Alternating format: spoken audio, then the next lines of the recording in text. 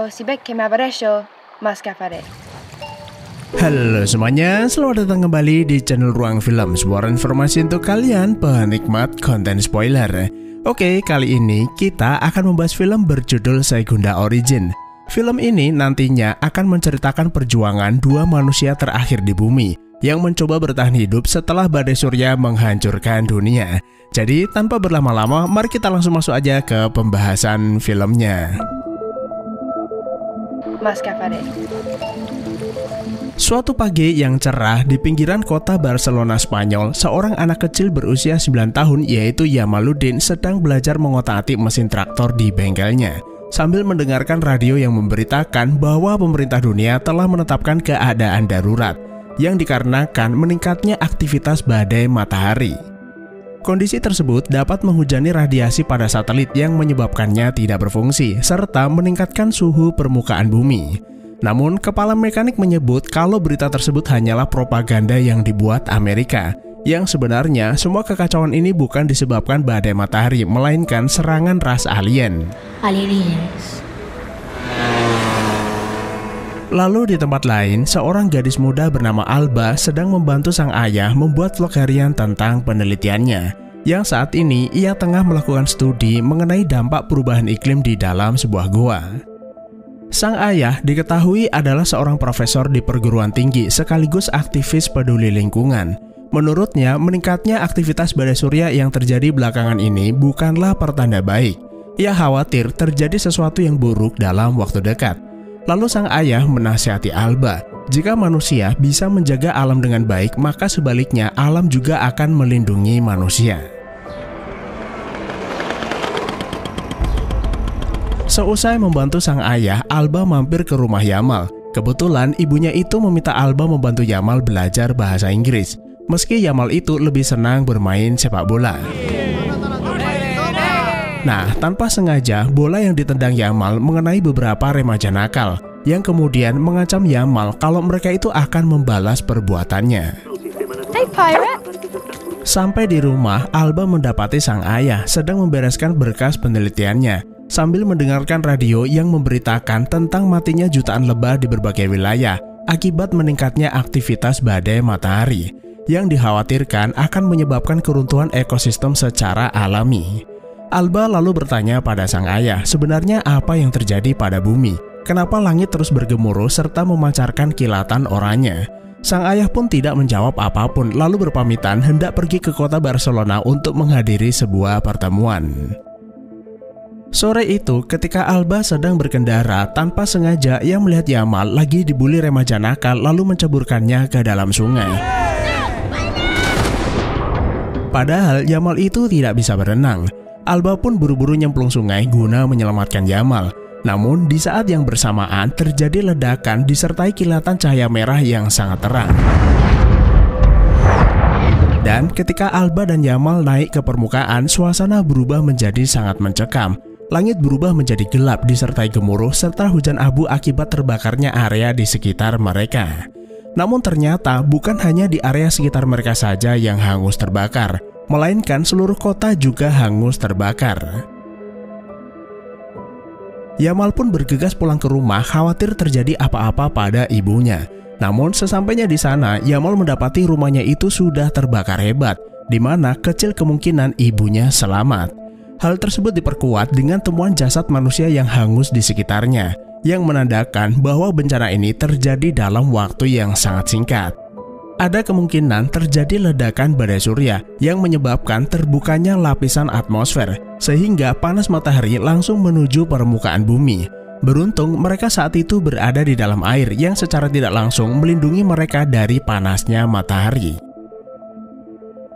Alba kemudian membawa Yamal pergi ke goa, tempat di mana sang ayah itu sering menghabiskan waktu berhari-hari demi melakukan penelitian. Meski hanya ada selimut tipis serta sedikit makanan, setidaknya mereka berdua itu bisa berlindung dari hujan abu serta dinginnya malam.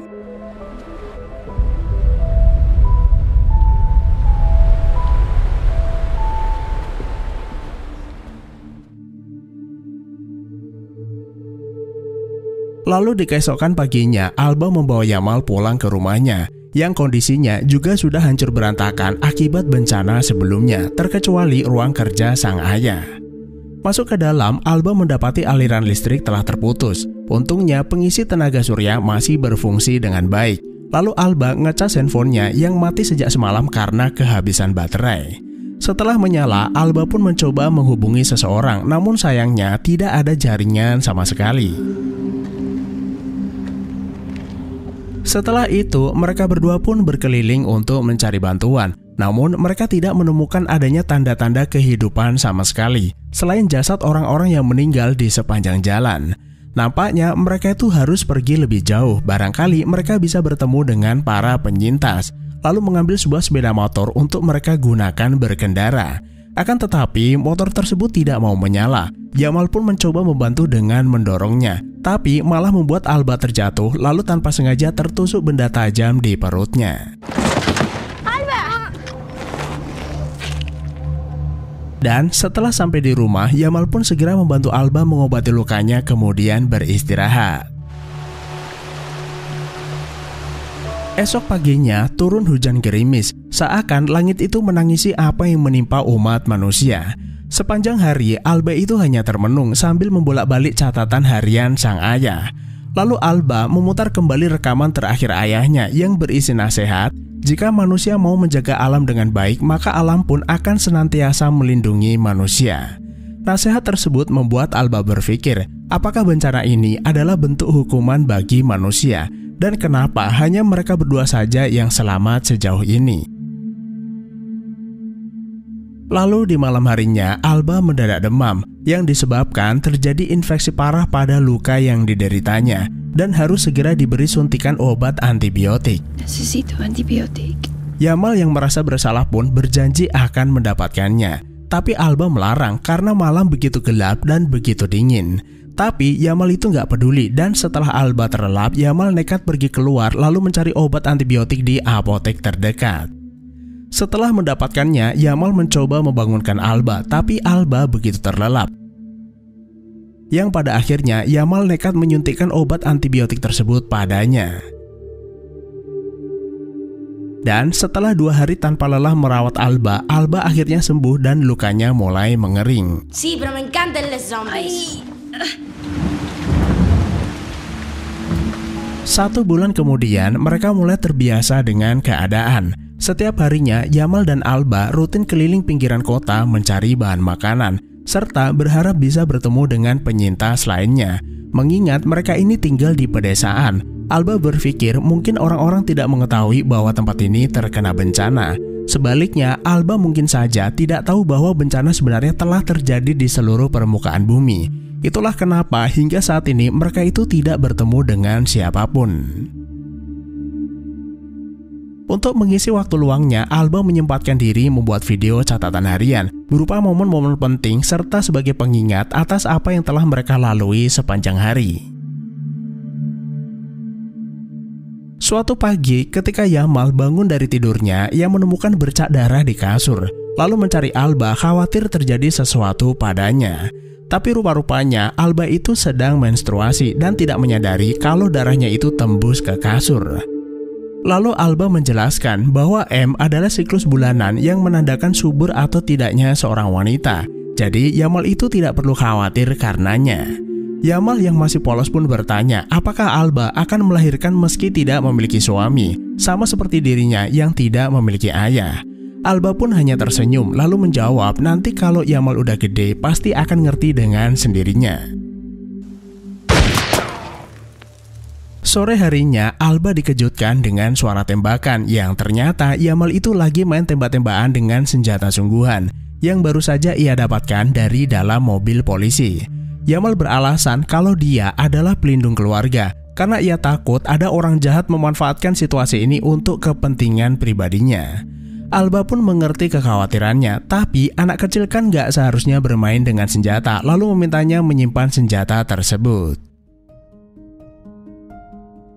3 bulan kemudian, Alba mulai ragu akan keberadaan penyintas lainnya, sementara mereka itu tidak mungkin terus-terusan mengandalkan bahan makanan yang semakin menipis.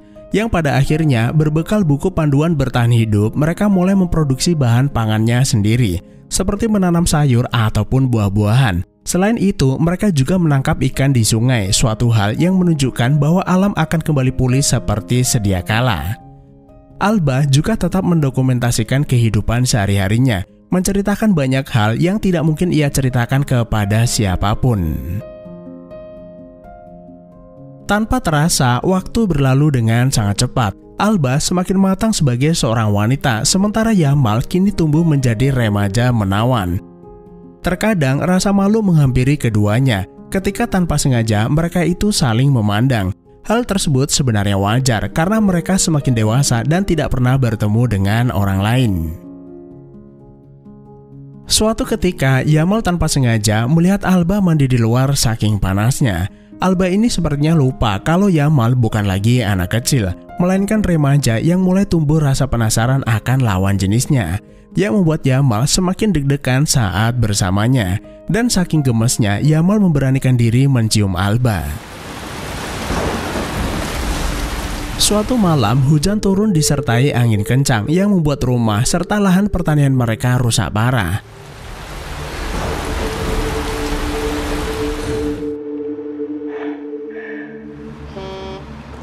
Melihat Alba bersedih, Yamal pun pergi ke bengkel lalu mengambil traktor yang diam-diam berhasil ia perbaiki. Melihat traktor tersebut, Alba pun sangat senang dan akhirnya setelah membawa barang-barang yang diperlukan, mereka berdua memutuskan pergi ke kota Barcelona, berharap mereka bisa menemukan penyintas lainnya ataupun ayahnya Alba. Namun sesampainya di Barcelona, mereka mendapati kota tersebut telah hancur, yang mungkin saja disebabkan bencana yang sama menimpa desa mereka. Setelah berkeliling, mereka juga tidak menemukan adanya jejak kehidupan selain tulang belulang korban bencana alam. Dan setelah itu, Yamal menyempatkan diri mengunjungi Camp Nou, stadion dari salah satu klub sepak bola favoritnya Barcelona. Namun sayang, stadion yang dulunya sangat megah itu kini tinggal kenangan.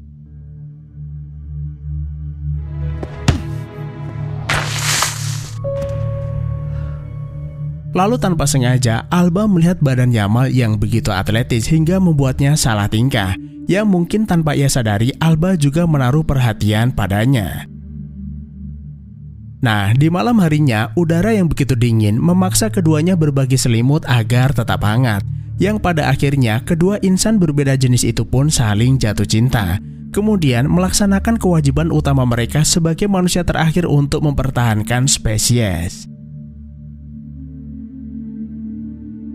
Esok harinya, Yamal dan Alba meninggalkan kota Barcelona yang mereka rasa tidak aman, lalu memutuskan tinggal dan menetap di pinggir pantai. Di tempat inilah mereka akan membangun peradaban baru serta memulai segalanya dari awal. Hingga suatu ketika, Alba memberitahu Yamal bahwa dirinya tengah mengandung. Untuk itulah Alba sering pergi ke perpustakaan kota, mencari buku-buku tentang ibu mengandung serta cara merawat bayi. Mira, busco un nombre al nostro figlio. Dan setelah 9 bulan mengandung, Alba akhirnya melahirkan seorang bayi laki-laki yang kemudian mereka beri nama Kai. Suatu hari, Alba melihat sebuah kapal mendekat lalu memberitahukannya kepada Yamal. Mungkin ada orang di kapal tersebut, tapi Yamal nggak peduli karena saat ini mereka itu tidak membutuhkan orang lain. Yang rupa-rupanya ada seorang pria tua tergeletak pingsan di pinggir pantai. Setelah sadar, laki-laki tua itu bercerita bahwa suatu hari kapalnya diterjang badai lalu membuatnya terlempar ke dalam air. Namun anehnya, ketika naik ke permukaan, langit berubah menjadi gelap dan bergemuruh. Hal ini sama persis dengan apa yang terjadi pada Alba dan Yamal, di mana air menyelamatkan mereka dari hantaman badai surya. Dan setelah terombang-ambing di laut sekian lama, lelaki tua itu tinggal di sebuah pulau sebelum akhirnya pergi keliling ke berbagai tempat selama bertahun-tahun.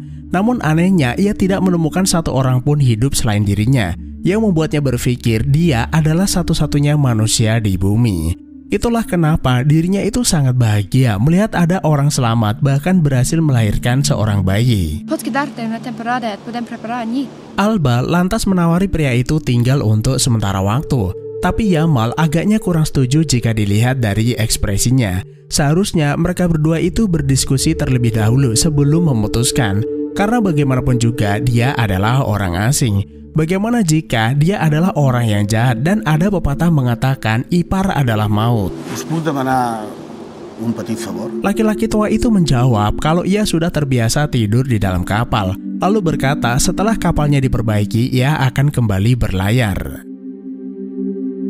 Esok harinya, ketika Yamal sedang menanam sayuran, lelaki tua itu mengajarkannya cara mencangkul yang baik, serta memberi pupuk agar tanahnya menjadi subur.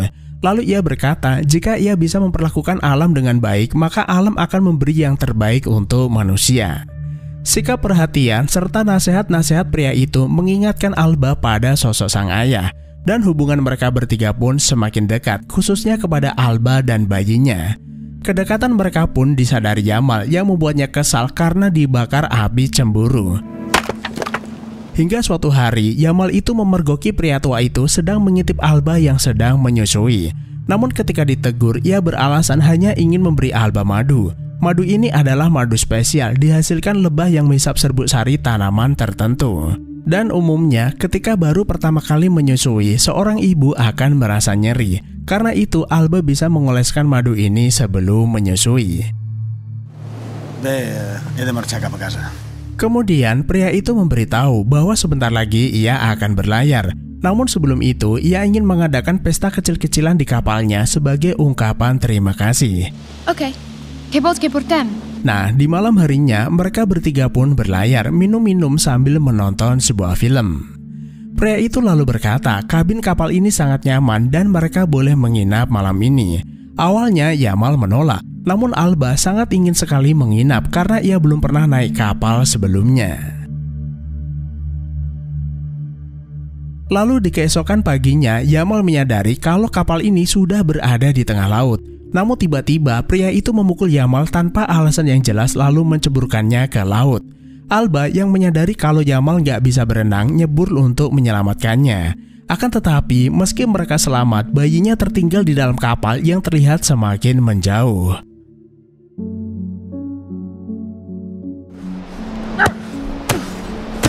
Yamal pun begitu marah dan kesal. Sudah berulang kali ia mencoba mengingatkan Alba bahwa gerak-gerik pria tua itu mencurigakan. Tapi ya sudahlah, yang harus mereka lakukan adalah bagaimana cara mengejar pria itu. Lalu Alba teringat akan madu yang pernah ia berikan padanya.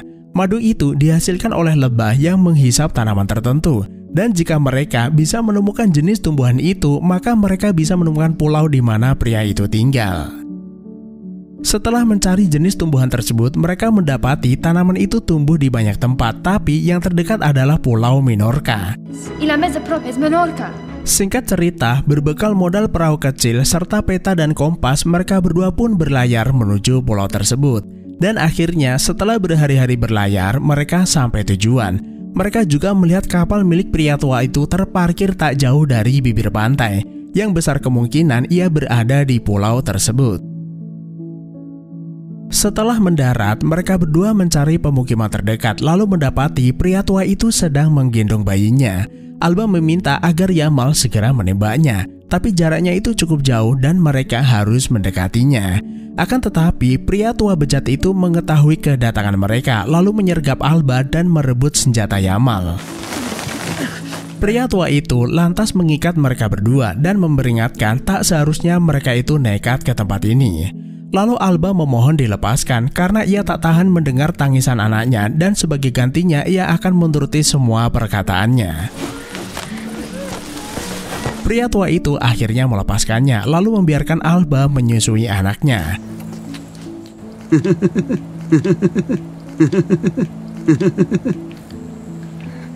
Dan ketika pria tua itu lengah, Alba memanfaatkannya untuk kabur keluar. Tapi alih-alih mengejarnya, pria tua itu justru membiarkannya pergi lalu menyiksa Yamal dengan tujuan agar Alba iba lalu kembali ke sini.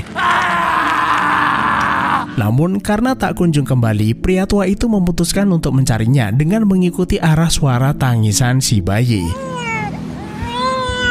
Tapi rupa-rupanya suara itu hanyalah rekaman video. Sementara Alba kembali untuk membebaskan Yamal. Sayangnya pria tua itu keburu datang lalu menembak kaki Alba agar ia tidak bisa kabur kemana-mana.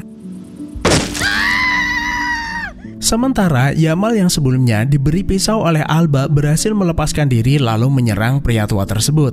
Tapi Yamal yang gak punya pengalaman bertarung dapat dengan mudah dikalahkan.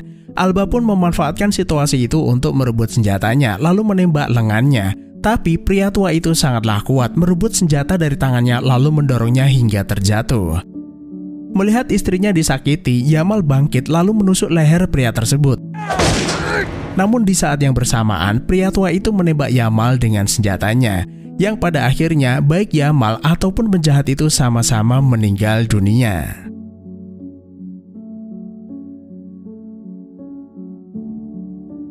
Bertahun-tahun sejak insiden tersebut, Alba terlihat sudah kembali ke desa kelahirannya, di mana ia membesarkan Kai seorang diri. Anak itu kini berusia 9 tahun, sama persis ketika Alba dan Yamal hidup berdua untuk pertama kalinya. Terlihat Kai sangat mirip dengan Yamal yang membuatnya seolah merasakan deja vu. Lalu tanpa sengaja, Kai menemukan handphone milik ibunya. Ibunya memberitahu kalau benda itu menyimpan segala kenangan tentang ayahnya. Dan ketika Alba melihat kembali rekaman video Yamal, tanpa terasa Alba meneteskan air mata betapa ia sangat merindukan Yamal.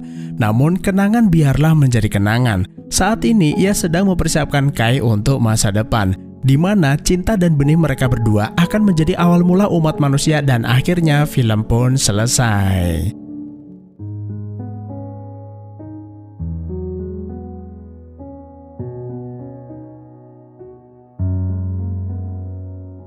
Jika teman-teman simak videonya dengan baik, film ini tidak banyak menceritakan tentang bencana alamnya, melainkan kisah perjuangan Yamal dan Alba tentang bagaimana mereka bertahan hidup, serta menghadapi kenyataan bahwa tidak ada lagi manusia tersisa selain mereka berdua.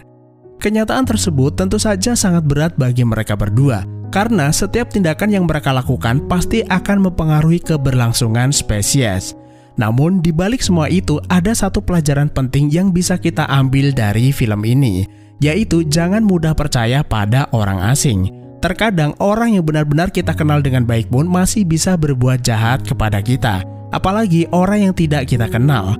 Dan perlu diingat bahwa tidak semua orang itu senang dengan keberhasilan ataupun pencapaian yang diraih kita. Jika hati sudah dipenuhi kedengkian, maka ia akan melakukan apapun demi menghancurkan nasib seseorang. Sama seperti yang dilakukan pria tua itu kepada Yamal dan Alba. Agaknya ia tuh merasa iri dengan keharmonisan mereka berdua, sedangkan dirinya itu hanya sebatang kara dan tidak memiliki siapapun. Yang pada akhirnya jika spesies terbatas maka hukum alam akan berbicara. Siapa yang kuat maka akan memangsa yang lemah. Jadi cukup sekian saja, terima kasih udah menonton, sehat selalu buat teman-teman dan sampai jumpa di next video.